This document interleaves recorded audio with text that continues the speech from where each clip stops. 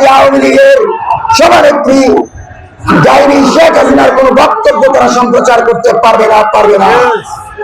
এবং যাদেরকে দণ্ড দেওয়া হয়েছে অতি দ্রুত সেটা কার্যকর করার দাবি জানাচ্ছি। আজকে আপনাদেরকে মনে রাখতে হবে, আয়নাগরে যে ধরনের জুলুম নির্যাতন করা হয়েছিল, সাপ্লাই হাজার হাজার ভাইদের উপর যে অত্যাচার চালিয়েছিল, তার বিচার আমরা নিশ্চিত করেছি। একে একে প্রত্যেকটি অপরাধের বিচার আমরা নিশ্চিত করবো ইনশাল্লাহ।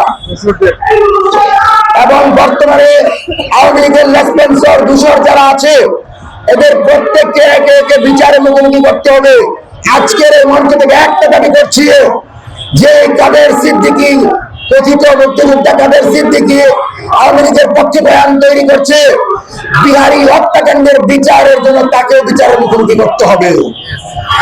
আপনাদেরকে আরো জানাচ্ছি, যতক্ষণ পর্যন্ত না হাসিনার ফাঁসির রায় কার্যকর হবে, ছাত্র জনতাকে সাথে নিয়ে মঞ্চ 24 মাঠে থাকবে, জুলাই ঐক্যের প্রতিটি অঙ্গ সংগঠন মাঠে থাকবে। আবু সাইদ ওয়াসিমের বাংলাদেশে আজকের পর থেকে কোন দেশের আধিপত্যকে আমরা প্রশ্রয় দিব না।